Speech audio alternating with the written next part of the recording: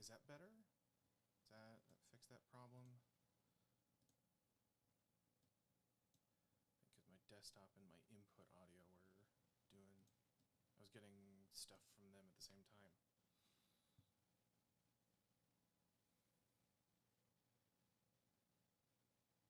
It's better, okay. Yeah, hang on, let me... Actually... If I can... Low sound. Okay, hang on, let me...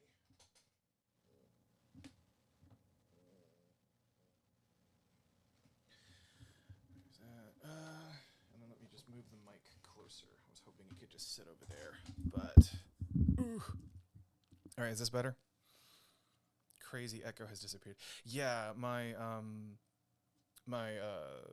have a overly complicated setup going on right now, and so it was like my desktop. I was like, it was sending out audio from like my desktop and also the device that I'm using, the interface that I'm using to get the mic into my computer.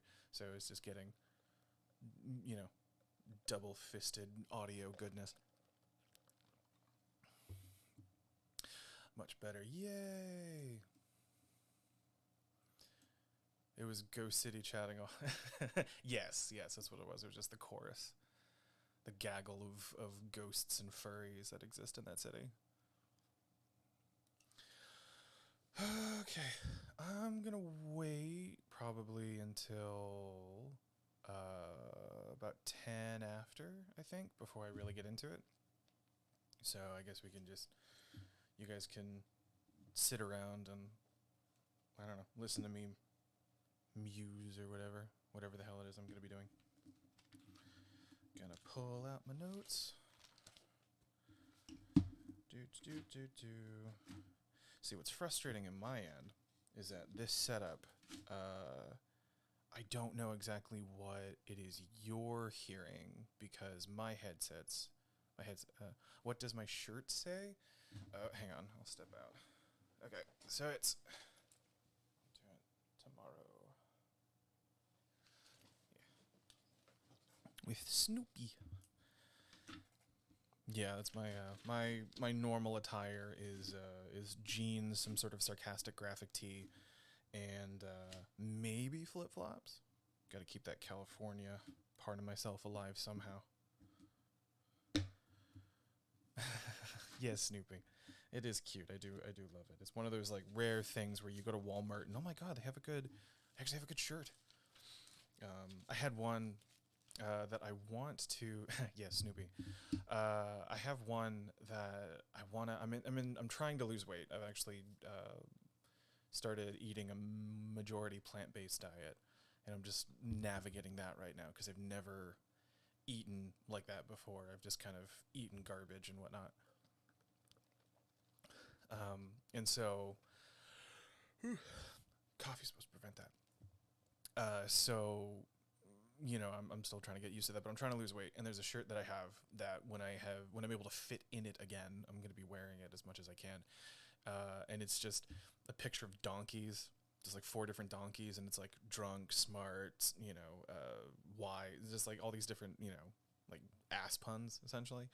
And I was in the I was at the UPS store place, whatever it is, and I was there, and this very delightfully polite yet ignorant woman behind the counter was asking me why I had the Shrek donkey on my shirt, and I had to explain to her that another word for donkey was ass, and that these were all just veiled swears. And so that's one of my favorite shirts now. It's really funny. Okay, so it is 10 minutes past. So give me a second. I'm going to actually start recording this for posterity. Alrighty. Well, greetings all who are here and ready to party. Best of luck. Yeah, thank you. Okay, cool. So here we are, at it again, coming at you... fuck me. Coming at you live from my bedroom that is, I promise you, is not as sad as this camera makes it look out to be. It's actually quite nice, but all my stuff is on the opposite side that you cannot see. But yeah, so here we go. I'm gonna be reviewing book 2 as I have just finished it. Um, though there was some gaps in my reading, I had some unexpected good busyness that happened in the middle of reading this, and so there was a part where I just kind of stopped reading for a couple of weeks and then came back to it. So my memory is a little bit fuzzy on the earlier stuff. But we'll be doing this like how we did the last one. I guess I'll just do a brief introduction, and then for people who don't know who I am, for future people who randomly find me, and then I'll give a brief synopsis of the book, and then I'll go into my reviews, and then we'll chat for a little bit. And I am in the middle of doing that unexpectedly busy thing today, so I won't be able to hang out for as long as I did last time. But I will stay a little while after if you guys still want to if you have any questions or just want to chat or something. But yeah, so introductions. For the people who don't know, I am James Cheek. I am the English voice for Hua Cheng. Hello. In formerly Funimation, now Crunchyroll's dub of Heaven Official's Blessing. And thank you. And I'm very honored to play him. He's a wonderful, wonderful character, and I love him very, very much. And so, my background also is that I am a writer in addition to being an actor. I have a BA in creative writing, and I've worked as the head of writing at a studio that I work for, Extra Terrible, for the last 3 years, and recently a contract writer for Crunchyroll. Which is my unexpectedly good, busy thing that I am in the middle of doing. And before you ask, no, I cannot talk about what I'm working on. The show's not out yet. But yeah, so I'm doing that stuff right now. So I have a background in writing, so that's where criticisms and like my main entry point into this book is going to come from, is someone who is maybe not trained in the format of novel writing, but is trained in writing and knows what they're doing. So let's get into it. Brief synopsis. I'm assuming that everyone has read this, but this is again just for posterity. Book 2 picks up immediately where book 1 left off. We are it's weird. It picks up where it leaves off, but then it like time skips a couple of weeks, where Hua Cheng is left, Xie Lian in his hut, just doing what he do. And then he gets summoned to the Heavenly Court. They deal with the aftermath of the ending of the first book, which was Pei Jr. getting arrested, essentially, for murdering people. And so then they have a brief little court drama scene where Xie Lian is brought forth before the Heavenly Emperor and other people, and there's some very passive-aggressive political bullshit that happens where where some people are trying to get him in trouble, or him to be the one to take some or full blame for what happened, and then some people stand up and defend him because he didn't do anything. He just knew what was what and called out the bullshit that he saw. And so then Pei Jr. is then exiled, and then the Emperor takes Xie Lian aside and very politely tells him to go visit Hua Cheng because someone set off essentially what was a magical emergency flare in his territory, and no one else really has an excuse or the unique position of going to see Hua Cheng and not raise suspicion. So he goes and is accompanied by Windmaster, who's delightful, and then another guy whose name I can't remember right now, but he was the crown prince of the country that conquered Xie Lian's country. So he was Xianle was Xie Lian's country, and then Yong'an was the country that conquered it. So he's the crown prince of Yong'an. I don't remember what the fuck was his name. I have the book right here. Is it in the glossary? Long Kyung-ki. Thank you. I'm just gonna call him Long. But yeah. So, yes, please go visit your boyfriend. Yeah, that's. I don't know. The Heavenly Emperor. I guess I'll just this brief aside. The Heavenly Emperor kind of seemed more like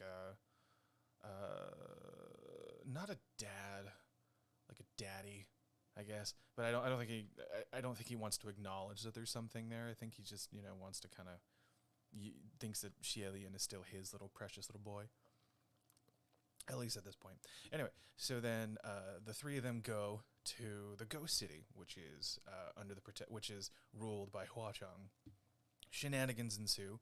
Some hand porn happens, with Hua Cheng teaching Xielian the proper way of shaking and rolling dice. God, and then the group gets separated because Xielian finds the bandaged kid from the first book, in Ghost City, and so he's like, "Oh no, poor bandaged kid, the kid who had the face disease. I have to protect him." And so then they all separate, and then Xielian finds his way into Pleasure Manor, I think is what it was called. But anyways, it's Hua Cheng's house, and it's just a big fucking fuck off party bachelor pad thing. And he has some sexual tension with Hua Cheng, and then Windmaster shows up again, and then that we get to the Scooby Doo portion of this book where they are falling through this funhouse murder hallway shenanigans that really felt like an episode of Scooby Doo, like especially the scene where they're running through. Where they're running through the different rooms, and it's that very iconic Scooby-Doo scene where they're just like four people go through one door, then that, and they break up, and just it really felt like that. It was just that kind of chaos. And then they fall. He literally falls into the lap of Hua Cheng again as they find the person who set off the flare, which is Earthmaster, who has been working he's been working for Hua Cheng as a spy for the Heavenly Court, and we don't know why. The book doesn't really want to answer that. And it's also revealed that he was the other female person in that was hanging out with Windmaster in the first book. And so then some fighting happens where Hua Cheng is down to kick some ass but isn't really wanting to, and Windmaster's like, "Oh fuck, we've been caught." And then they burn down his house, which is so much fun. And then in the process of burning down Hua Cheng's house, Long realizes that Xielian is actually someone from his past who had murdered his family, or he believed murdered his family, and murdered his father in front of him, I believe. And so then he's like, "Oh, I'm going to challenge you to a duel, and I'm going to murder you, because you were also my teacher. You were the state preceptor of my country. How could you be this horrible thing?" And then Xielian is just wanting to be banished again because he doesn't want to cause any trouble, but he also knows that he's a good enough swordsman that he will fucking murder this guy if they fight. And so he gets locked in his house, and then Hua Cheng shows up and spirits him away and also drags along Long. He turns him into like a toy or a doll, and then they fuck off to meet Qirong for the first time. And we meet Qirong. And Qirong is a shit, and he's awful, and he turns out to be Xielian's cousin from when he was younger. So like, there's another direct connection there. And then you find out that Xielian only murdered Long's father. He did not murder his entire family. Long's best friend, who was the last surviving prince of Xielian, Prince Anla, was the one who murdered all of his family. And so then there's this whole big reveal where Hua Cheng is beating the shit out of him while he's confessing all of this information.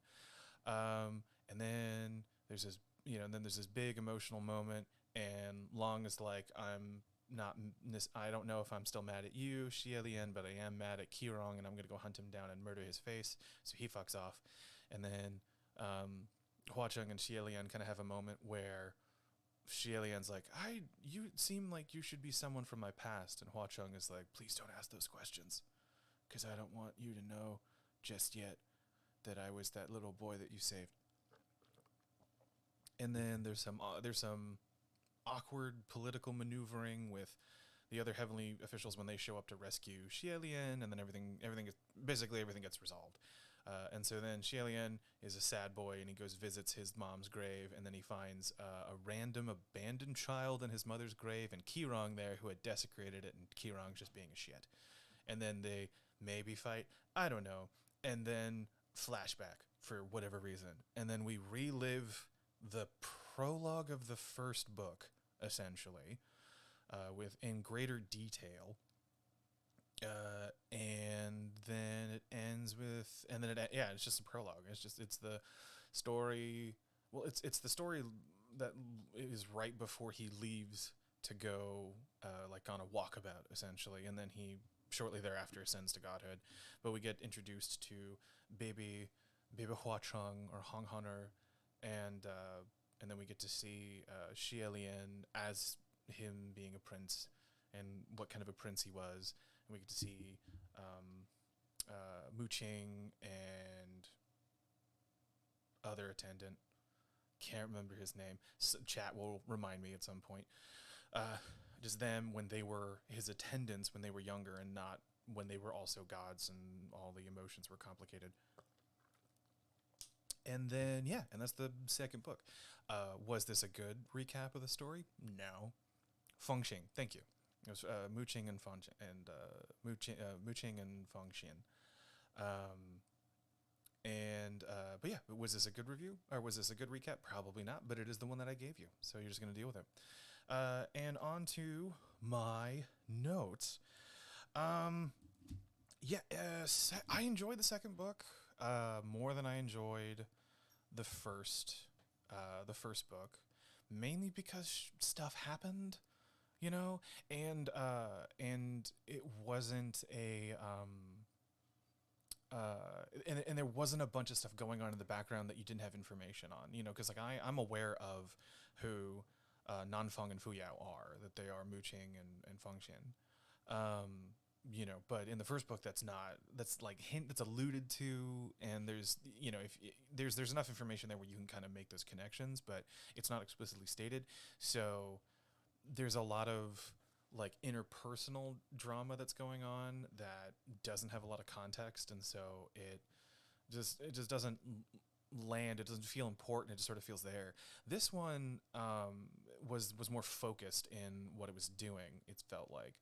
And so like everything felt more purposeful, and the people, the side characters in this book of Windmaster and Long, and to a lesser degree Earthmaster, they all they brought more to the table, even though they kind of served in the same capacity as Nanfeng and Fuyao in the first book, where Windmaster definitely knows what's going on between Hua Cheng and Xielian, and is not afraid to kind of reference it. And he also, or they, I should say, and they're just really they bounce off Xielian really well because they're just so bubbly and and very comfortable in themselves, and Xielian is not.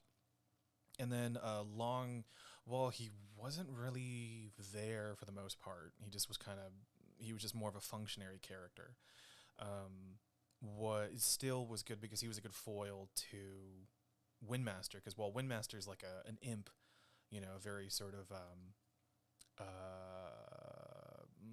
Puck. There we go. A very sort of Puck-esque character. Long is just sort of a stick in the mud, but not a stick in the mud, but he's just a himbo. He's just delightfully stupid.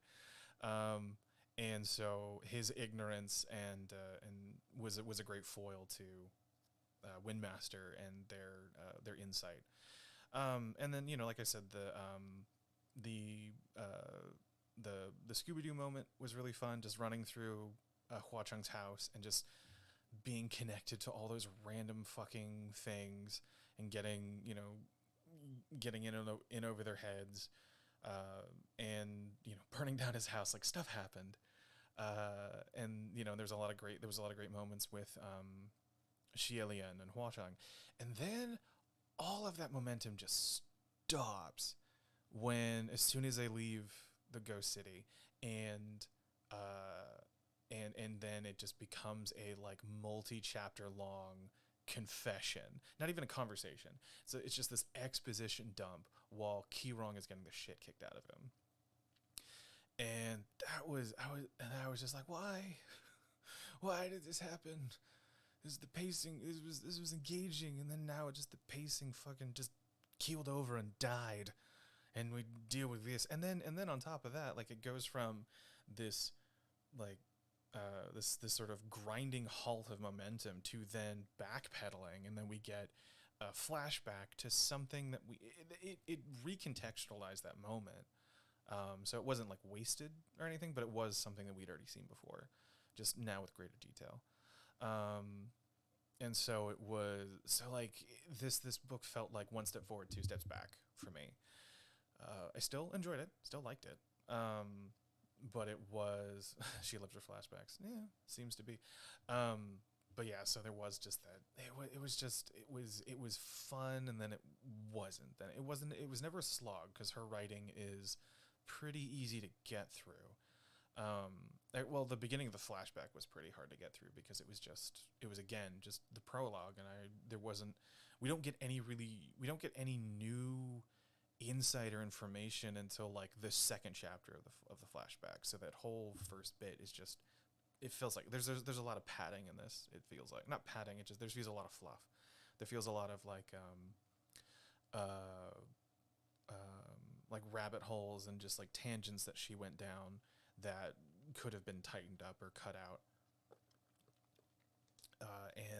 But it just didn't happen. But again, still enjoyed it. The hand porn scene was delightful. That was hilarious.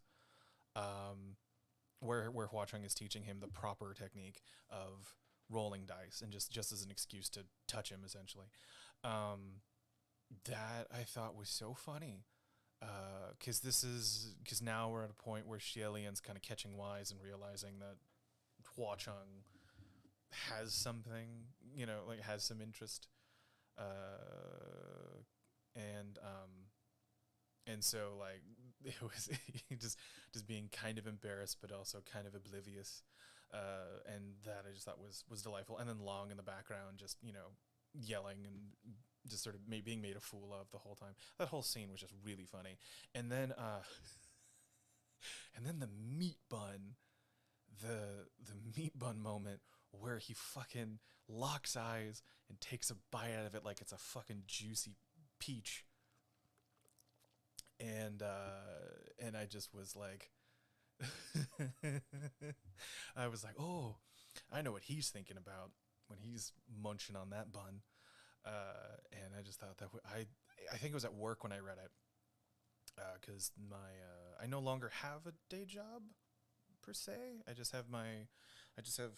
I'm doing this full time now, for reasons, and so when I was at my day job, I had a lot of downtime. Downtime was available to me quite a bit, and so I was reading during that. And I think there was like a handful of people in the coffee shop that I worked at. So like I didn't laugh out loud, but I would have if I had been alone, because that was just fucking hilarious. That whole exchange was just absolutely just funny as hell. Let's see. Oh yeah.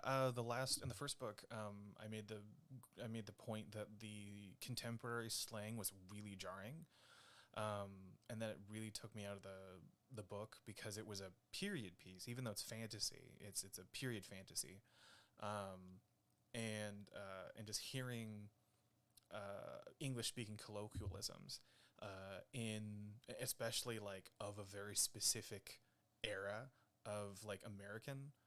I don't know if they're exclusively American, but to me they all registered as American colloquialisms, and especially like from the 90s. So this book had less of them, it felt like, and so it wasn't as jarring. But Windmaster occasionally would say something that was just really, that just felt like a someone on a internet forum commenting on something, and that was kind of weird. Ooh, excuse me. But yeah, so that was but yeah, that was nice of just sort of it was an easier read because of that, actually, because the language was a bit more consistent to be in and of itself, and not using idioms that felt like it was outside of it. Um, let's see.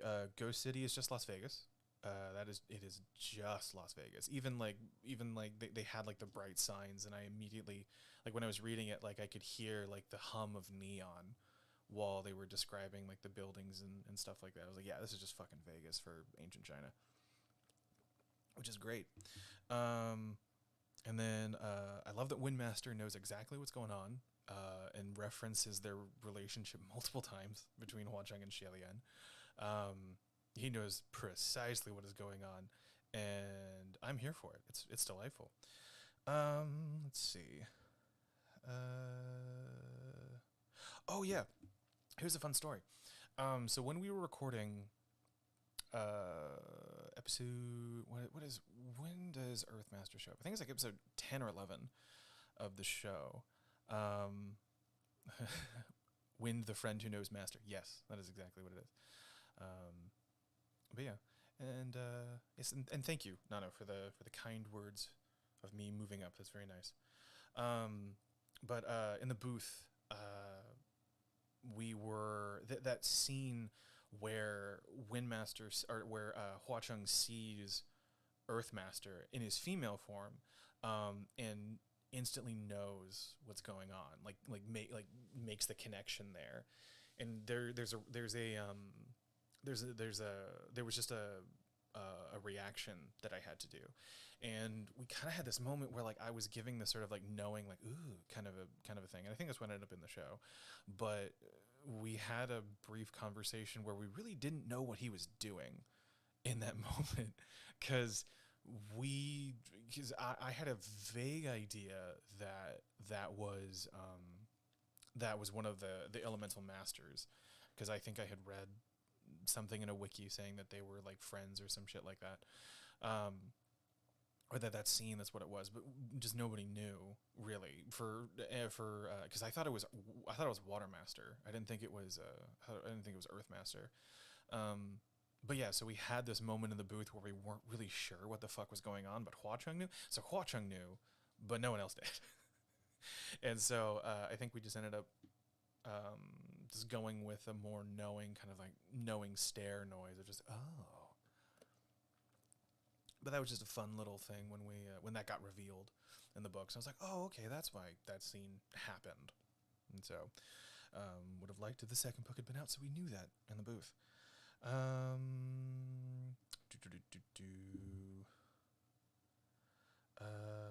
Let's see. What's some of my other notes? Because some of them were just sort of things that I was just writing as I was reading. Go see Vegas.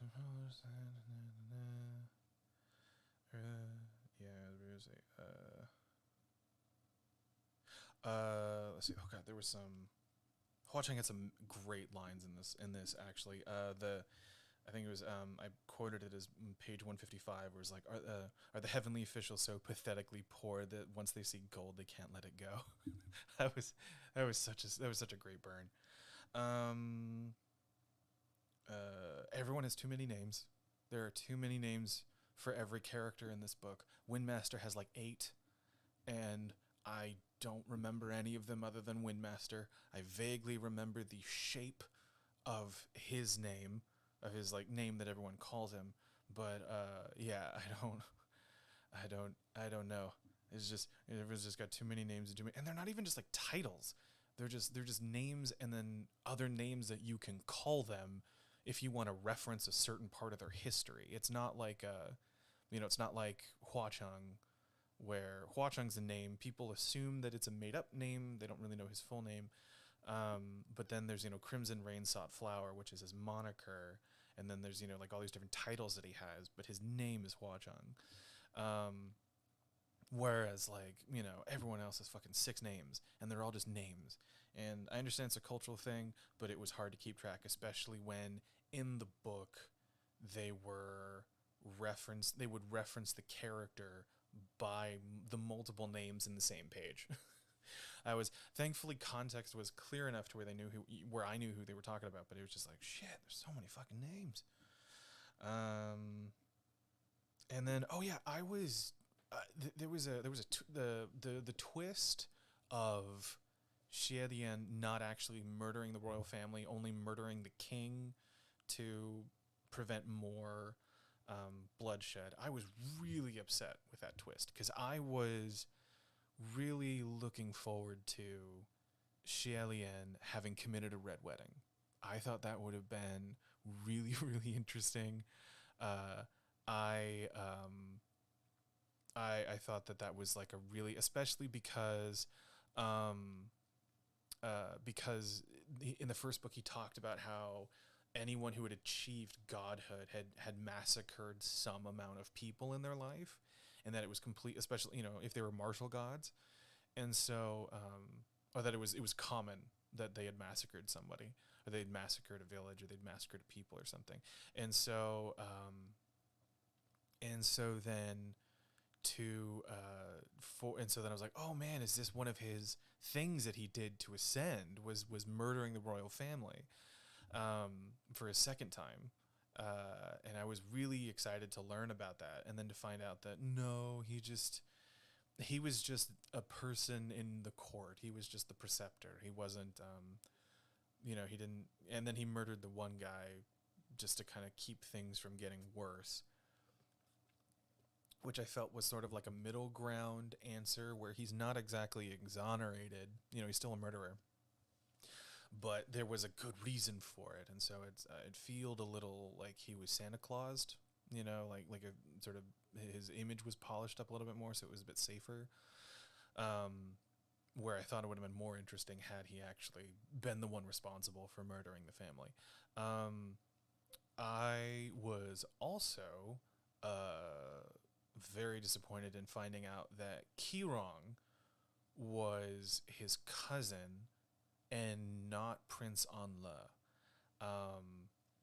I I was like everything seemed to be pointing to him being Prince Anle, and I was excited to see Xie Lian have to engage with an ancestor, or with a descendant of his family, so that there was a connection there, but there was a cultural shift because he lived in hundreds of years after Xie Lian, and so he would have a different view of his kingdom, of his identity as someone from Xianle, and so so I was really excited for that dynamic, and then for him to be revealed as a cousin that we didn't know existed, that just happened to have the same name as his cousin, and was stupid enough to actually take on his own, just to keep his own name when he became a ghost. It was disappointing it was disappointing for a number of reasons. One, because again, I was looking forward to that dynamic of him engaging with a descendant rather than someone he knew intimately. And then two, this is now the third calamity that he has a direct connection to. Because he has Hua Cheng, who wants to fuck him. He has Qirong, who wants to be him and kill him. And then No Face, or no, not No Face, but the White Calamity, or whatever his fucking name is. He like sent the plague that wiped out his people. So he has all these direct connections to all these different, to these sort of major players on the other side of the fence, and it's getting a little Gary Stew for me that he is directly connected to all these different things. If he was like tangentially connected to a bunch of stuff, then that would make more sense to me, where it was or that would be easier for me to accept as a reader, where he's important because he has like a finger in a lot of pies that he doesn't really realize, but for him to have like direct familial connections to all these different people was a bit much. It is a bit much in my opinion. I mean, and that's part of the reason why I liked Windmaster and Long a lot more than Nanfeng and Fuyao, because they weren't people who knew they weren't people who knew him personally, but were trying to hide the fact that they knew him personally. Like there wasn't that whole drama that they were dealing with. So that was disappointing. It did lead to a very compelling scene at the end of the first arc, right before the flashback, where it's Kirong in the family grave and having revealed that he desecrated it, and Xielian having to deal with that. Like that was intense, and that was a great moment. But it's still, to me, I still think it would have had a lot more oomph if it was not just a cousin that we didn't know existed until right that moment that it was Anla. Let's see, what other notes do I have? Do.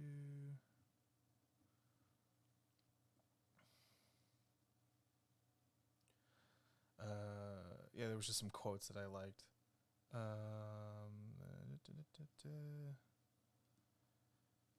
then, and yeah, that's kind of it. Actually, that's all. That's all I have for notes and things. Was there anything else that Was there anything else that stood out to me? Hong Hunter was cute. He was adorbs. I wish he was there more, because it was, he just was kind of, he just showed up, and then he disappeared, and then showed back up again, and then disappeared. I mean, granted, that's what Hua Cheng does, but but he was just super cute, and he was super, and he was just so sad. And fuck Kirong, man. Kirong sucks. I know he's supposed to suck, but like, it was. I feel like more satisfied at how much Hua Cheng kicked the shit out of him in this book after having read and finished it and realized what kind of a douche he was, or what kind of a douche he is. It also answered some questions as to why Hua Cheng doesn't like him, because of stuff that he did to him when he was a child. So it was a nice kind of comeuppance, and that was an interesting character thing for me too, because it was like, because initially when I was reading it, it felt like it was like he didn't have any like it was just he was beating him up because he was being mean to Xielian, and he was, and it was all about him. And it would make sense that Hua Cheng would kick the shit out of someone who would do that. But knowing that Kirong tormented him when he was a child as well, and like nearly killed him, that now there's this really great personal grudge that kind of just him insulting his boy, his hubby, in addition to all of that, just kind of like, okay, it makes sense as to why he has no patience with this guy and why he just goes out of his way to kick his ass. It's because he just fucking eat shit all the time. And so I thought that was really great, and it was a nice little insight into Hua Cheng that I got. Let's see, is there anything else about the book?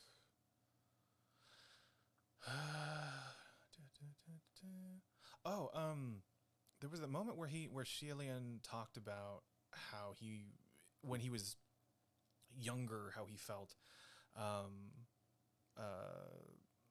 like that, like like prostrating before the gods wasn't really a good thing. Like trying to find some type of salvation in gods wasn't really good. And that like there should be a different relationship with the heavenly court. I thought that was really interesting, especially because because Xielian is, well, one, because he becomes a god, but two, because he's just kind of seen as not naive necessarily, but just someone who kind of is simple in his goals, and how he goes about doing them. Like he just kind of takes like the most direct path, not like blunt, but like just like, okay, 1 1 1 1 1 kind of a thing. And for him to kind of have that abstract relationship with, and also antagonistic to the status quo. I thought that was really interesting. And then the fact that and then that he had that really nice conversation with the state preceptor where he was just like, yeah, people have had this thought before, but but the reason why it doesn't go anywhere is because of like how society is structured right now. Like there's all these other different things. And so he was like, if you're going to do this, it's going to take a lot of work. If you're going to try and change this relationship that people have with heaven, it's going to take a lot of work, and it's going to be a hard road. And you should go and, learn more, grow and learn more and be an adult. And then he fucking ascends immediately thereafter, which also raises a lot of questions with why the Heavenly Emperor took such a shine to him. Where, like, does he see him as like this novelty of someone who doesn't see him as all acknowledges his power, but doesn't see him as all powerful? That's interesting. I'm assuming that we will. Learn more about those things as the books go on. But I thought that was just interesting. And then I think that's about it for my opinions on the book. Like I said, it was good. I enjoyed it. Again, it was one of those things where, like, I don't think I would ever read this on my own had I not been cast as one of the lead characters. This isn't really. It's not that it's not for me necessarily, but it is a kind of story that I don't think I would have given it the benefit of the doubt. And stuck with it as long as I did. I still have yet to find the thing that makes me understand, that allows me to understand why people are so attached to this story. It's good, but I have not found the thing that when I read it, I'm like, oh, this makes sense. Like, I understand why this is why someone would read this whole thing in like a weekend, other than it's just an easy read. Because there wasn't anything other than the relationship between Hua Cheng and Xielian, which I think for some people is enough. I don't see anything that is like catchy or engaging enough for me to like trap my attention for that long. And so I'm still trying to figure out like what it is that has like gotten into everybody's hearts about this story. And I'm getting to the point where I'm not sure I will ever see it, because we're getting into the third book, and like, that's like, we're getting to the point where it's going to be like 800 to 1,000 pages of reading before the good stuff, like before the really good stuff starts happening. So it's like, that's a lot to ask of someone before, not necessarily things get good, but before like oh no, wait till this happens. Like I have a hard time believing that people would commit that long to the story before really getting into it. But I still enjoy it. I still like it. I loved Hua Cheng in this book. He is so fun. God, and I'm looking forward to all those scenes. I am nervous though, because Hua Cheng in his original form, for those who've seen the show, know that there's a slight difference. The book says that there's a slight difference too, where it's just slightly deeper. So it's not super different, but it is lower than what I do for Sanlong, and that's like the bottom of my register. that is about as far as I can go, and I'm gonna have to do that the entire show. So it's gonna be a thing. I'm gonna have to warm up pretty regularly, and like I know I can do it, but it is gonna have to be it is gonna be a challenge for me to have to maintain that pitch for an entire session, for multiple sessions. So I'm looking forward to it, but I'm also like, oh god, I gotta do some prep work and like get a lot more comfortable in that range. Some fun stories about how my life has changed because of this. Two things. One, actually, hang on. I will be right back.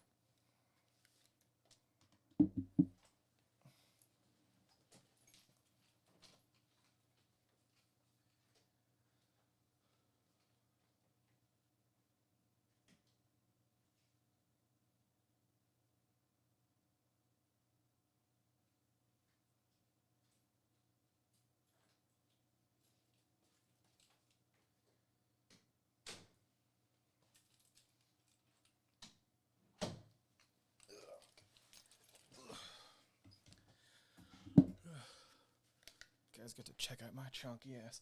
Okay, so for anyone who paid attention to my Twitter over the last couple of weeks, my birthday was last week, and my sister had had made me my birthday present this year, and she made she she fucking made this. I'll show you guys. You guys get to check that out. So so now I have this fucking like Disneyland caricature thing. It's watercolor, actually. It's really pretty. She did some gorgeous, like the little cherry blossoms in there are just so good.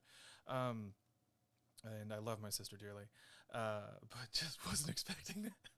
So I get this in the fucking mail a couple of days ago, and now it's on the wall in the house that I'm living in. It's in our main dining room. It's on display, so anyone can come and see it.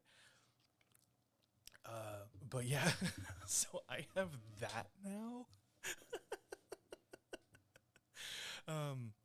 And I'm actually, I talked to her about it, and she wants me to have that available to sign at cons. So I'm going to be trying to get a high quality scan of it and then make some prints and just have those available in case anyone wants these like derpy caricature of me as Hua Cheng. So there's that. That happened. And people are listening to my podcast now, with my brother and I's podcast, which is a lot of fun. New episode today. Go listen to it. It's the Princess and the Pop Star Barbie movie. For those who don't know, I have a podcast called Guys and Dolls, where my younger brother and I are going through the entire Barbie movie canon, and we are reviewing those movies. We're tearing those movies apart, and then we're also adding a whole nother layer of insanity to those films. And so that actually has like listeners now, and that's been a lot of fun. But yeah, new episodes out of season 3, so go listen to it. And then my grandmother, my 89-year-old grandmother, God bless her, has gotten really excited that I am in this show, and to the point of it being kind of uncomfortable. She will call me and ask, pretending to be a fan, asking about like where, like, Hua Cheng's voice actor, some nonsense, and it doesn't stop. It just keeps going. Like recently, the biggest thing she's done recently was that she she emailed me a link to the fan wiki of Heaven Official's Blessing, and it was Hua Cheng's page, and she was like, "Hey, do you know this exists?" and like I was like out. I think right before she sent it, I was about to go grocery shopping, so I was out grocery shopping. I didn't respond, and then about 2 hours later, and when I'm back home, she calls me and is like, "Hey, did you get my email?" And I was like, "Yeah." And then she asks me a question about Hua Cheng. I think it's like why he has his umbrella, or what's the story about the umbrella. And I didn't know, or I either didn't know or had forgotten that it was a gift from Xie Lian when he was a wee lad, after he had ascended, and it was just something that he kept. But it was also like a part of how he got his name, or his moniker, with protecting the flower and all this other stuff. So I started explaining the moniker stuff, the Heaven Sought, or Crimson Rain Sought flower stuff, and then unprovoked, she starts reading the wiki at me. Just starts reading it. Just regaling this information to me. And she does this for 20 minutes. I fucking kid you not. she's read like I'm just on the phone and she's reading this to me, like she's I don't know. I don't know what the thought process. I think she's trying to help.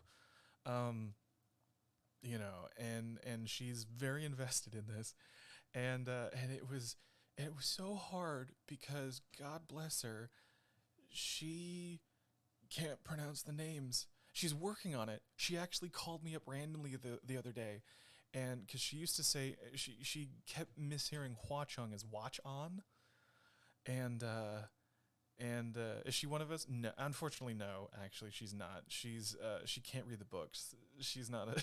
She tried and she couldn't get past them.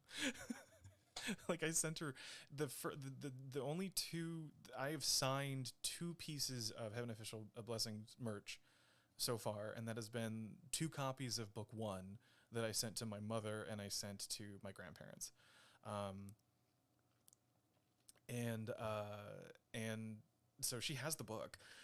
She has like the first signed thing I've ever done, and she can't read it. It just didn't engage her. But she called me up randomly the other day and was like, "Oh, hello, Hua Chong. Did I get it right?" And I mean, she's really practicing. She wrote it down. She wrote the names down phonetically, and I think she's working on Xielian right now, because God, it doesn't register with her. But she's trying, and it's wonderful, but it is so hard to be on the receiving end of, because it's just so weird. Um, and so yeah, so that's the weirdness that's happened with me. Outside of like my grandmother, she also learned what a weeb was, and she learned what a simp was in investigating all of this. So like she called my sister up and was like, what's a simp? I looked in the Merriam dictionary and I couldn't find it. And then she, I think, did like a Google search and was trying to figure out if it was like derogatory or not. And I mean, he's a simp king. He's a simp king. But yeah, so it's just been, oh God, it's just been so fucking adorable. I love her. I love her dearly for it. It's really sweet, but it's also just like a whole lot. It's just a whole lot. Okay, I am gonna now, because I've kind of ignored chat for mostly just because I was finishing. I'm gonna go through chat, and I'm going to start answering questions that showed up in the chat. So hopefully I'll get everybody's thing. Let's see. First, book two is angsty stuff. Will be in the first half of book two. The angsty stuff will be in the next volume. Oh, okay, that's good to know. They split the original 5 into the first half. There was a book. Yeah, I'm aware of that. That they turned 5 books into 8 books, which I'm glad that they did that. Mainly because I don't think I could have sat through like 1,000 pages of what would constitute, or not, or like 800 pages of what would constitute what is the English release of books 1 and 2. Like if I had to read those two in one setting, I don't think I could have done it. It would have just been too much. So I'm glad that they're pacing it out this way. Also, it seems like the show is paced out the same way. So there's a nice synchronicity there. Let's see. So it was a great recap. Oh, thank you. Dreadful Banyue arc never ending. It's not. It wasn't dreadful. It just was a bunch of stuff happening, and you didn't know why it was happening. Like the big problem with the Banyue arc is that, or with the first book, really, is that you don't know why any of it's really happening. Like the first arc, I would say, in the first book, which is the Ghost Bride, the Ghost Groom arc, like that one it functions more as like a real mystery where you're not supposed to know what's going on, and through his investigation, he figures out what's going, and like his wits, he's able to figure out what's going on. It happens a little conveniently, and it kind of plays almost like a Murder, She Wrote episode, where you kind of learn like the revelations of things are not shown, or not or not really foreshadowed. And so so you don't get, so when it gets revealed, it is revealed as sort of like this secret knowledge that Xie Lian picked up on that you weren't expected to, and that's just kind of how the twist, functions. And sometimes it works, sometimes it doesn't. It wasn't super compelling in the first book. It was the the story of how I can't remember the woman's name, but how she became the ghost and all that other stuff. Like that was genuinely sad. Like the story around it was compelling, but just like how Xie Lian was able to just kind of like magically put all these things together with very little information, or seemingly very little information. It was just kind of, oh, okay. But in the Banwei arc, like the fact that he has all of these direct connections to all the players in the story for the most part, how like all this, there's stuff that's introduced as like strange mystery stuff, but if both Hua Cheng, it's implied that Hua Cheng has personal connections, but I don't think he does. But like Xie Lian having all these personal connections to that story, and it all kind of being revealed as if as if nobody knows what's going on, felt really weird too, because he should have been aware, or he should have said. It would make more sense that he would have said something. But I don't know. But yeah, so let's see. But yeah, I don't think it was necessarily dreadful. I think just like there was just like no reason. There was no real compelling reason as to why anything was going on, other than Xie Lian accidentally got caught up in something, and there was just a lot of information was held back in a way that made it just more confusing than anything else. Are you posting this on YouTube after? Yes. I don't know when, because it takes me forever to do those things, but I will be posting it on YouTube after this. Our sad and angry ex-boyfriends. Yeah, they kind of are. Muxing and Fangxin are sad and angry ex-boyfriends. Yeah, they kind of are. Though it feels more like they dated each other, but both wanted to date Xie Lian. It's like they couldn't get him, so they dated each other, and then now they hate each other for it. It's kind of how it feels. Chaos and Gambler's Den is almost getting eaten by ghosts. Yep, no, that was really fun. He's like a shonen protag who teleported into TGCF. I don't know who I was talking about when that was written, so I don't know where to respond to that one.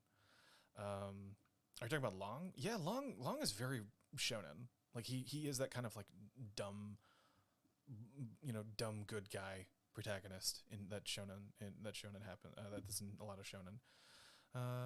Kyungki being all honorable and throwing wrenches. Yep.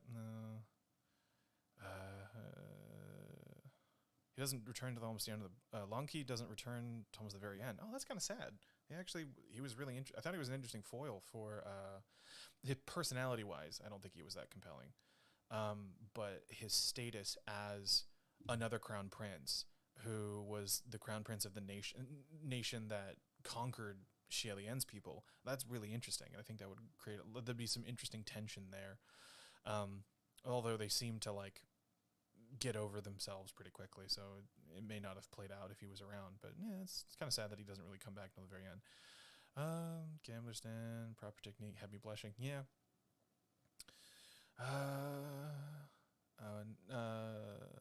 And yes, thank you again for congratulating me on moving up. I got fired from my day job because I'm a bad employee. I'm not really cut out for customer service. So I was planning on leaving anyway, just because I started getting the scripts from Crunchyroll, but it was not my decision. So it's a very weird thing where it's not bad, but it wasn't my choice. It's all very strange. Let's see. What do you think of Honger? He was cute. I wish there was more of him. Just because even I think MXTX had mentioned that like she had worked out this whole backstory for him, but then realized that it wasn't important to the story, so she didn't include a lot of it. And I agree. I agree to an extent. Namely because Hua Cheng, well, you don't need to know much about him. He is just kind of like ethereal boyfriend man. And knowing more about him and his history, I think, would make him more into a concrete character. Now, granted, I think there's still like 6 books, there's a lot more real estate for him to learn, for a lot more real estate for things to be revealed. But I think it would have been nice to just have seen him more or interact with him more when he was a kid, and just kind of like see what his life was like, and instead of just sort of talking around it and just seeing him as like a really sad vagabond kid. All the names are the biggest adjustment. Yes, no, that's very true. Let's see. Let's see. Suika and I assisted on the glossary for this reason. Oh, so you worked on the Pengi-sama. Okay. Oh yeah, that's right. You and Suika worked on it. I didn't. Oh, hey, you're here. Hi. You worked on the book. That's so cool. Insisted on a glossary for this reason. Yeah, and I appreciate that. Especially the pronunciation guide. You're helping my grandmother, and you're helping me.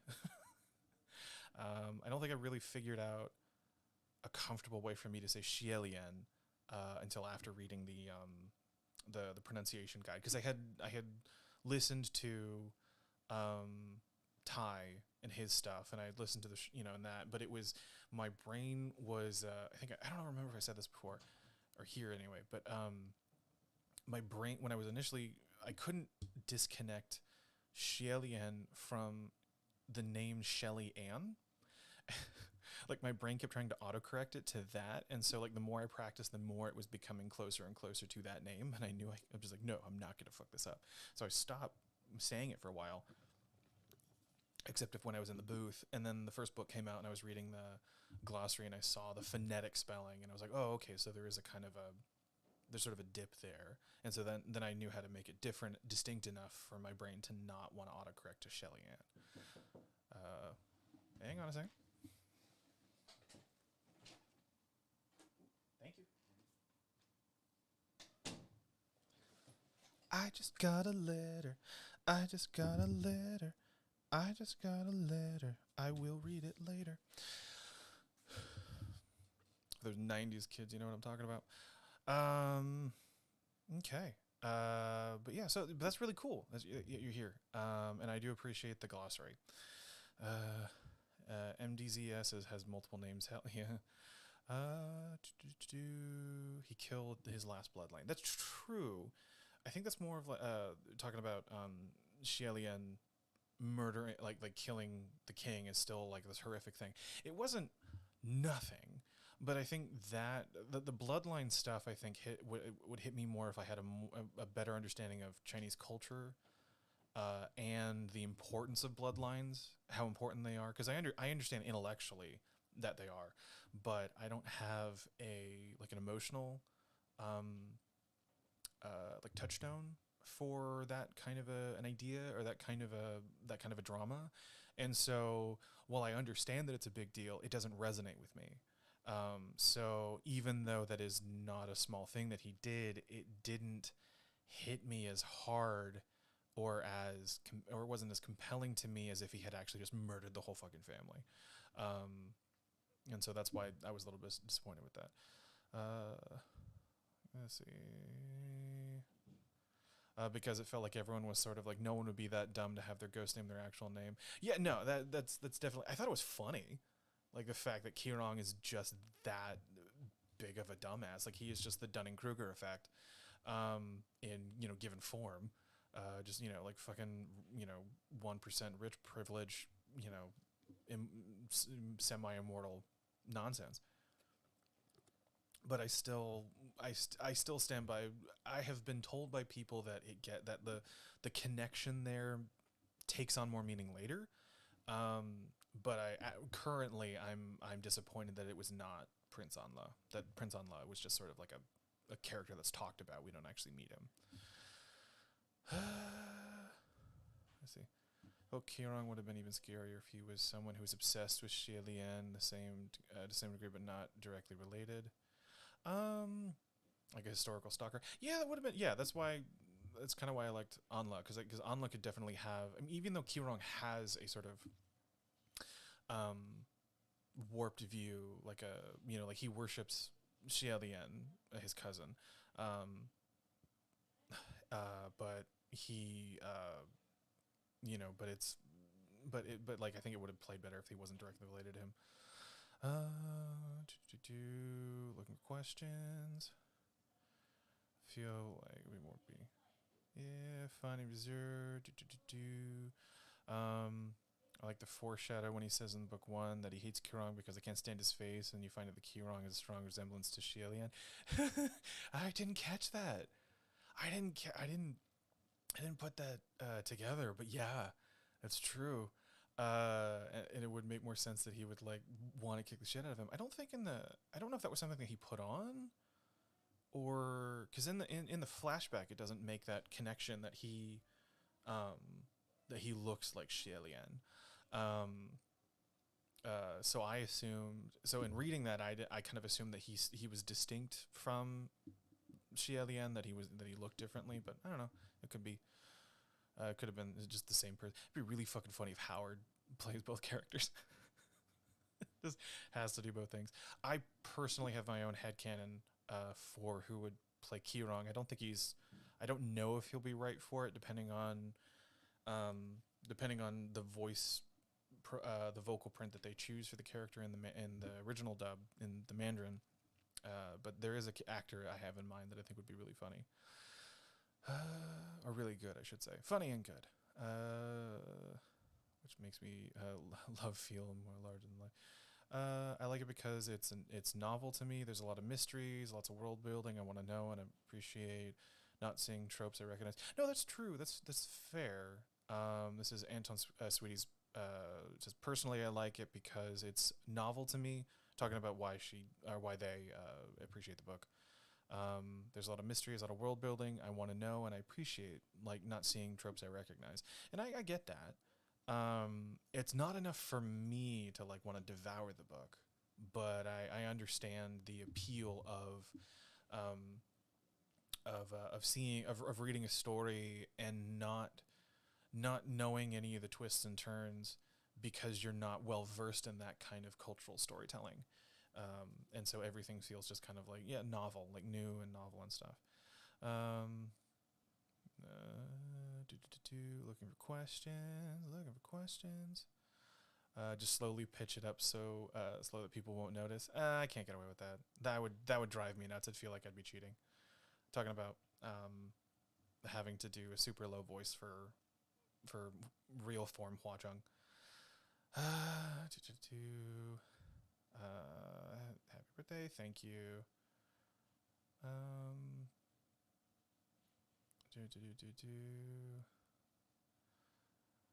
Birthday wishes. I'm just going through checking for questions. Tell her I love her sense of humor. Talking about my grandma. That's not her sense of humor. That is 100% sincere. She is not joking around. That is 1,000% her being earnest. My grandmother, God bless her, doesn't have. She has a sense of humor, but it's very specific to her and her generation. Because she's 89, so she's silent generation. She's like right after like tail end of Great Depression kind of stuff. So she has a very specific. She appreciates humor, really well, but she herself isn't like a jokester or anything like that. And so this is her being 100%, which is really funny because everyone else in my family is just a sarcastic asshole. Like, like we're all just dicks. Like even my mom. And so she's just super earnest, just 100% earnest. If we wanted to get things signed by you, how would we go about doing that? Anton Sweetie asked this. Right now, the only way is to go to Florida in June and meet me at the AFO convention, the Anime Frontier Orlando. Is what it is. It's AFO is the acronym. Howard and I will be there, as well as I can't remember his name, but he plays Geralt. Oh god, I'm just gonna look him up real quick because that's just doing a disservice if I can't remember his name. Who is Geralt's voice actor?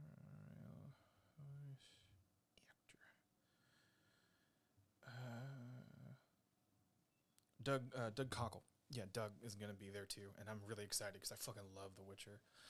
Books are really fun. I haven't read all of them. I think I've read the first 3 of the Witcher saga, which starts after the first book, which is a collection, which is Last Witch, which is or Last Wish, which is a collection of short stories. But oh yeah, no, fucking love those things, and so I'm really excited to go there. Also excited to see Howard because that's gonna be fun. But yeah, right now that's the only way to do it. I am considering doing like a Streamly or something like that. Right now, I'm waiting until I have my first convention experience as a guest to sort of gauge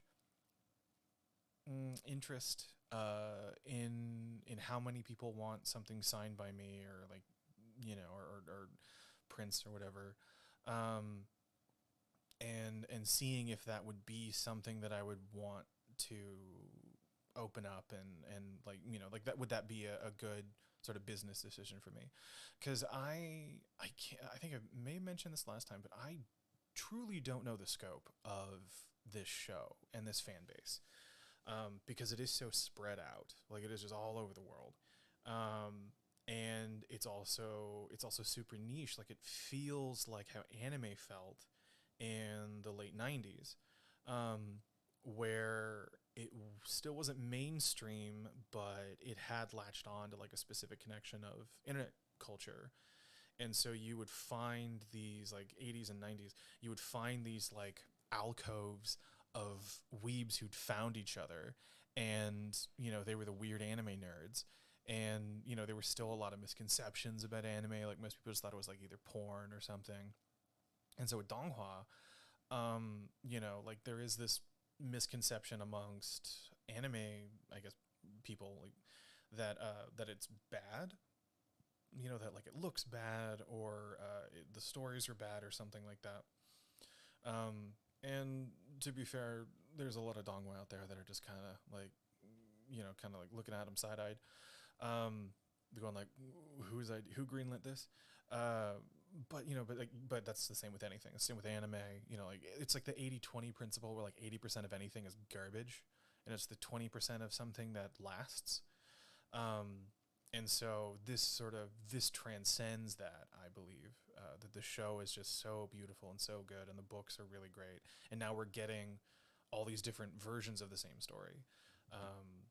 And so yeah, so we're getting a lot of stuff. And so hopefully, I think that it'll sort of integrate more into the anime watching culture. But right now, it's this sort of niche thing, where like you go to a con, and like, one person cosplays as like the heaven pleasing warrior or something, and then like the 8 other people who've read the book are like, oh my god, ah, and like you all gather around in a corner, and then you start throwing out all these Chinese phrases and start calling each other gaga or some shit, and people are just like, what the fuck's going on?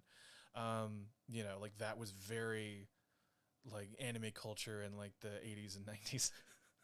It was, just like like someone calling someone senpai for no reason, and just everyone, and it just doesn't register to anybody. So I don't know how, I can't gauge the scope of the interest of the show yet. So I'm going to be waiting until conventions in order to get an idea of like what exactly it is. But yeah, so that's a very long-winded answer to that question. Is that right now it's just the con in June, and then after that maybe something else. What scene or line from the book are you most looking forward to voice acting? Ooh, the confrontation in his house with him and Windmaster is really fun, where he's just like, he knows exactly what's going on and doesn't care, but is still leaning into this, like, I'm gonna kick your ass because you're uninvited guest in my house, kind of a vibe. And also, I'm really excited to see that fan that he pulls out. that has the gold, like the gold blades or the gold chain or something that flies out of it. Like that to me was just reading it visually was so interesting, and I'm really excited to see him just whoop some ass with it.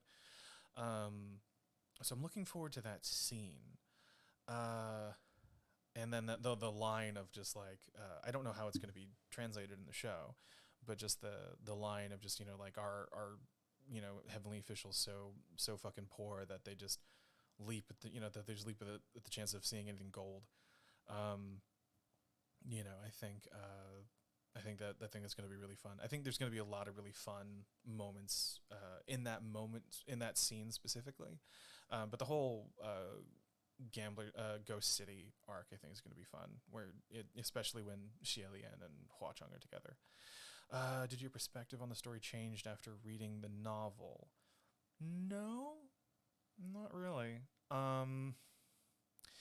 It did reveal some stuff about Hua Cheng to me that I didn't know before, like his personal vendetta against Qirong.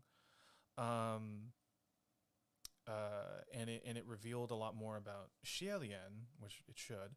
But as far as like my perspective or my like relationship to the story as of yet, not really. I'm still kind of in the same place after reading it. See, you don't know the pain of the Bonware arc because all adaptations have just been all Bonware arcs so far, and I see. That's why.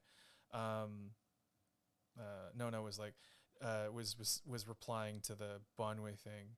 It's like, you don't know our pain because the Bonway arc has all adaptations have just been all Bonway arc so far, and we just want to move on from the story. Okay, I didn't realize that. I didn't realize that was just the one thing that keeps getting translated, nothing else. Or right up to there, and it never moves past that. That's really fun. So yeah, well, I guess we got stuff to look forward to. Third book comes out in June. There's a lot of book. Let's see, Green Day Angel. The reveal of him being the second evil cultivator, Feng Xin, has really surprised me. It didn't surprise me. Well, it was more of just like, oh, okay. Again, it was getting into the sort of Gary Stu territory of him being a massively important central figure to every narrative that's going on in the books. That like past, present, and future, not just what's currently happening. That to me gets into some Gary Stu's territory, and so it was interesting, because like again it set him up to be like someone who would have committed a red wedding or something, and so I was like, oh, this might be fun, and then it ended up being just sort of like a half step towards that direction, in my opinion, and so I wasn't super excited about it. Let's see.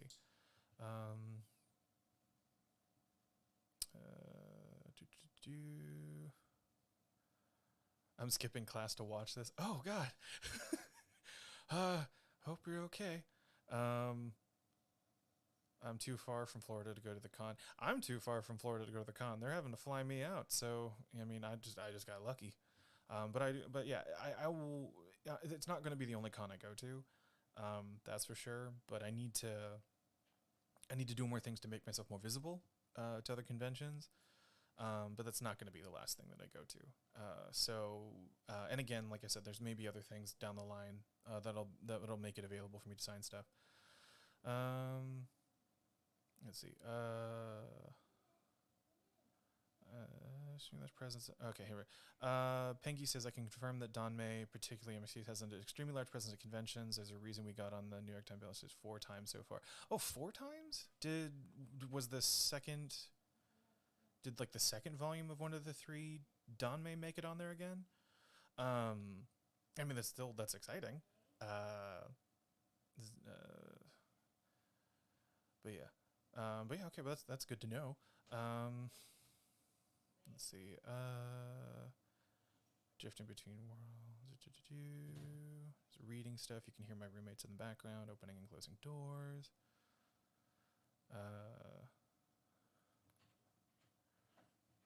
Let's see. Cynophobia.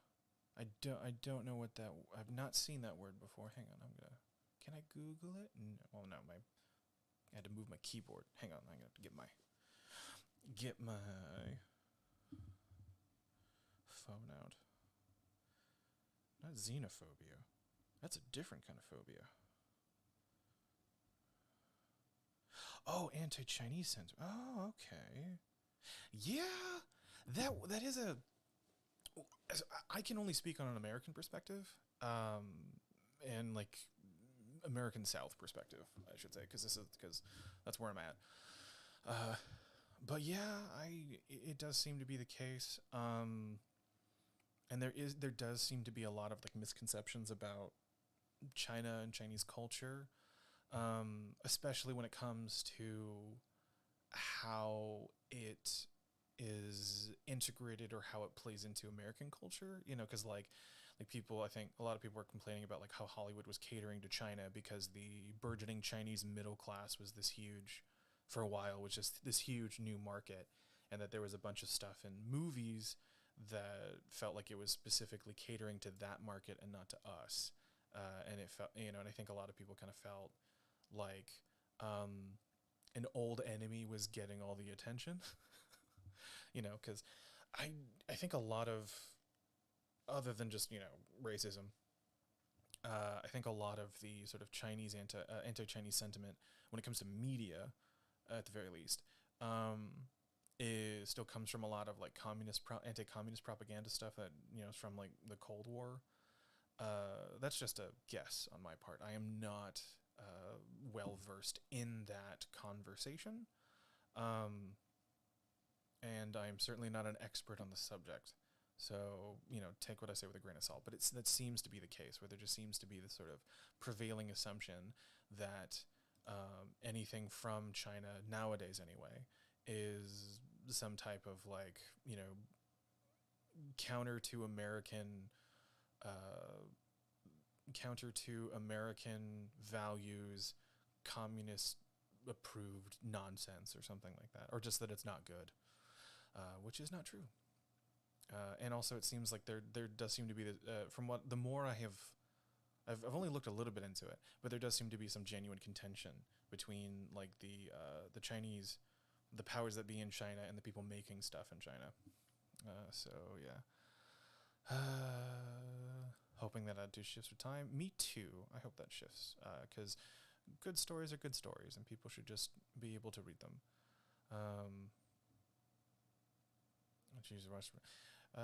Like one's waited for the Japanese dub because they refuse to watch the original language, even though not Japanese themselves. Yeah. There's people who, I know that there are like dub purists out there, and that's fine. You know, but yeah, it is what it is at that point. Green Danger was making that point. Kitty Smile Weird. Who's your favorite character so far? Hua Cheng. Hands down. He is, not just that I play him, that it's my job to understand him, but he's just fun. Like he's the one really fun guy in the room. Even Windmaster, you know, has at some point has to reel himself back in because he's a heavenly official, whereas Hua Cheng has no. He's a power fantasy in that he has all this wealth, all this influence, all this power, but he's not beholden to any institution, so he can just kind of go and swing his dick as hard as he wants, and does so with almost, you know, with impunity almost, and that's just a lot of fun to see. I enjoy seeing the status quo be shaken up whenever he shows up. Oh, Yiming. I totally forgot about Yiming. I like Yiming in the book, but I think I like him because Hua Cheng hates him. He is very much like some fucking Disney sidekick, fucking anime bullshit. He felt weird and out of place. You know, like Roye was okay because he was more he was more like a pet, you know, than anything else. And he also didn't, you know, and he didn't listen to Shieli, and he had his own kind of will. But he wasn't as a character, he wasn't being introduced quite a bit. you know, he was just sort of there, and then when they needed him to be sentient, when the story recalled for him to be sentient, he was. Whereas Eming is just an excited puppy that really likes Xilian, and Hua Cheng hates him. I think if Hua Cheng had liked him, or wasn't irritated by him, I think he would have been insufferable to me. But because fucking Hua Cheng just doesn't fucking deal with him and hates him, just absolutely gets just annoyed by this thing. But he wants to min-max his build, so he uses him. I think that's really funny, and I think that's where he's a really effective like comedy mascot for the story. But he is anime bullshit. He's just absolutely anime bullshit.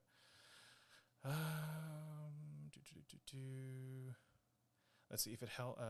See, Zawake says if it helps, we'll see Xilian at his worst, most unhinged and batshit later, which might help with the Gary Stew elements. Maybe.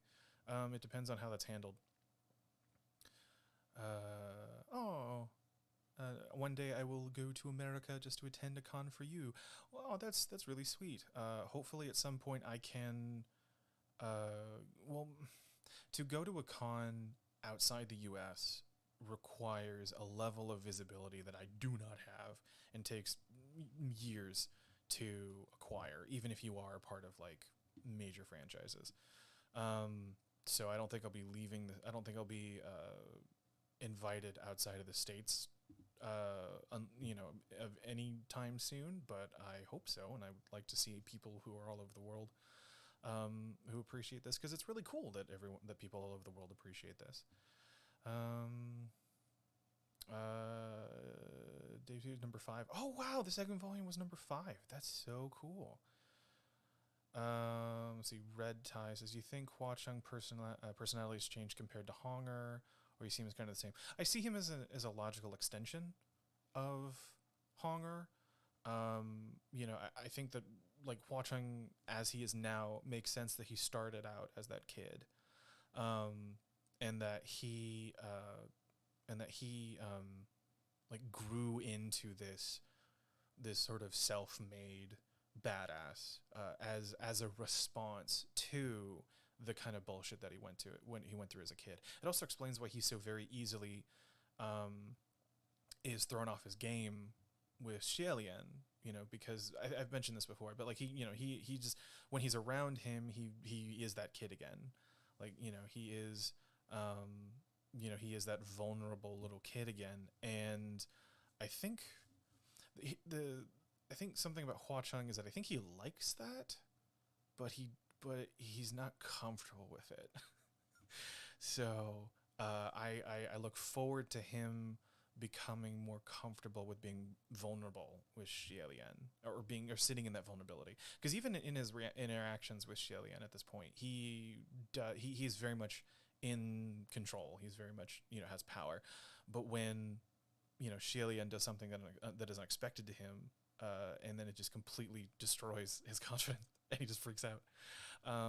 Like that's very much in line, which is him being that kid again and wanting to impress his boyfriend. He's hippie. So yeah, so I think they're not the same because one's a child and one's an adult, but I think they're logical extensions of each other. They make sense.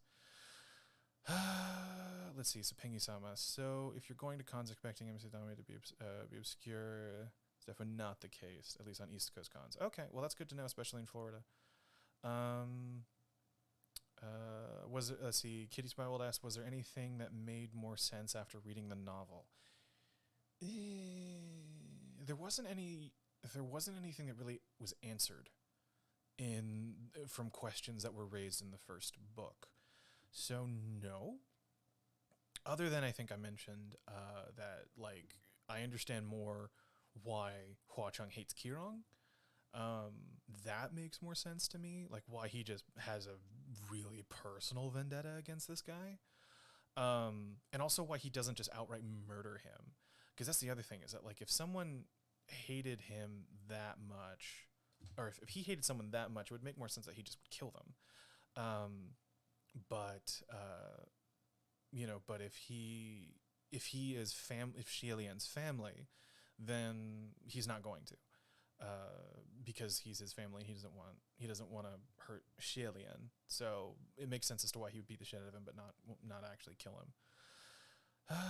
Let's see. Do you think Hua Cheng is a dog person or a cat person? Anton Sweetie. Hua Cheng. Well, Hua Cheng is a. Well, okay. So actually, I think Hua Cheng is even though this is like a thing, I think he's a fox, a domestic fox, kind of person. Because from what I understand, domestic foxes have like the independence of cats, but personalities like dogs. So they're this sort of like midpoint between those two types of animals, and that I feel like he's kind of like that, where I think he wants. I don't think he wants something because he might be a dog person, but it'd have to be like a very independent dog. But I don't think he'd like a cat because a cat doesn't give a shit. So it'd have to be like a really affectionate cat or a really independent dog for him to want a pet. But I think I think Eming is the closest thing to a pet that he's ever really gonna allow himself to have. Let's see. It's okay to go to con sport. It's okay going to a con sport. Is it good if she's going to America? Never been to the U.S. before. Oh, okay. Well, that'd be fun. Just come to the U.S. Just see me. That's a weird thought. That's a weird thought for me. But yeah. Feels like he has to be a big and strong person to protect Xielian. I don't think he necessarily feels like he has to. That's an interesting thing. So Kitty Smileward said Hua Cheng feels like he has to be big and strong. This big and strong person to protect Xielian. He is doing that as a function of the story. Like he is trying to make things as easy for Xielian as possible. But I don't think he necessarily feels like he has to protect him. I think he wants to, as a way to kind of like validate his own strength. Like if he can protect the person who protected him, then that proves that he is strong. That kind of an idea. I don't necessarily think that he wants or thinks that Xielian needs protection. I think he just wants him to have the easiest life possible, and that and he will go and deal with the bullshit if need be. And I think that's what's going on there. I don't necessarily think that he needs to protect him because Xielian is a martial god. He's fine, you know. He's very much on his own, doing his own thing. He doesn't need Hua Cheng, and Hua Cheng is keenly aware of that.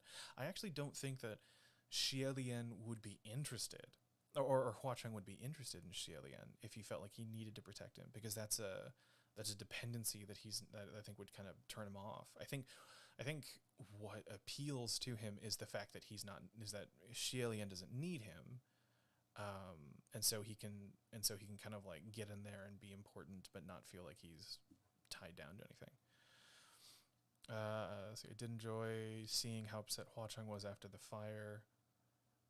Xielian worries he's upset about it, but actually just furious at himself. Yeah, that was a cute moment where it's after the palace is burned down, and Xielian is convinced that Hua Cheng's mad at him for burning down his house, and Hua Cheng's just mad at himself because Xielian got hurt because he was being an ass, and he's just like, oh, I don't give a fuck about that house. I was worried about you. And then Xielian's like, you didn't care about your house. What? You know. I was sad that all the weapons burned, except for they said true gold didn't burn, which doesn't make sense. I don't know how gold functions in Chinese fantasy. If it's like specifically referring to something else, and that's just what it translates to, or if it's like, no, gold is somehow special, because gold doesn't work that way. Gold would fucking melt. Gold's also not magnetic. So Long's sword wouldn't have worked on the fan that Xielian had, or that Hua Cheng had. So I was just like, oh, this is some anime bullshit fight. It's fun. It looks great, but science isn't even a part of this equation right now. Their dynamic is too cute. Yes, it is. All right. Well, I have been, like I said, I'm in the middle of writing a script right now, so I do have to cut this off. Seems like I caught up with chat, so I think this is a good place to stop. Cannot wait to see that animated. Same. I'm really looking forward to that. But yeah, I think this is going to be the end of this particular one. I will say, come back tomorrow around 1. There's some surprises for you. Uh, um, and so yeah, I've got something up my sleeve that I think people will enjoy tomorrow. And then also, I am gonna try and make this a more regular thing. I think I'm gonna start streaming a bit more regularly. I don't think it's gonna be this chat stuff. I think it's gonna be like me playing games and you guys, I don't know, dealing with that, I guess, and just figuring this stuff out. That's not going to start until next week, though, because, like I said, I'm in the middle of writing a script. So I got to get that done. And also, I'm still trying to figure out, well, not only just the setup, but also, like, how my schedule as a writer is going to work with streaming and, like, the consistency, how that's going to work out. But yeah, so just come back. So come back tomorrow, round 1. We will be. What is my brain doing? ADHD is so fun. Hope writing goes well. Thank you. I do too. It is a. I love doing it, but it can be a beast at times. Brain. Oh yeah, I'll be announcing it once we go live. But 1 is when we're scheduled to do something. And then oh yeah, so I through some shenanigans ended up buying an extra copy of Volume 2. So I think what I'm gonna do, because I don't need an extra copy lying around, is I think what I'm going to do is I'm going to set up maybe like an eBay auction with for it, where you guys can, if you guys want a signed copy of the book, I think I'm also going to include, I think I'm going to get another copy of Volume 1 too, just because it seems stupid to just have just the second book. But I think I'll auction off the first and second books, and then donate the money to charity, just because that seems like the best thing to do right now. So yeah, so I'll be setting that. So look for that. I'll be when I have that ready, I'll set that up and I'll announce that on Twitter and when it's open, and I'll link to it and stuff. But yeah, I think that's what I'm gonna do. Is I'm just gonna have an auction and then donate that all to charity. And it'll be an LGBTQ charity, because this show's gay as fuck, and there's a lot of, especially in the U.S., there's a lot of shenaniganery going on with people trying to screw over that community. So, well, I don't know if I'll be donating to something here in Texas or maybe nationwide or maybe in Florida or something like that. I'm gonna talk to some of the queer people I know and figure out what would be the most effective charity to send it to. But yeah, so look out for that in the near future. And yeah, I guess I'll see you guys later. So goodbye for now. You're welcome. You're welcome, kings and queens of Donmei and whatever gendered title you guys would like to have from me. What is a non-gender specific Lord? They're all gendered. Regents, not. There we go. Royal, liege. Yeah, that's good. Those are good. I like regent. The mighty regents in this chat. All right. Well, I will see all of you later. So bye bye.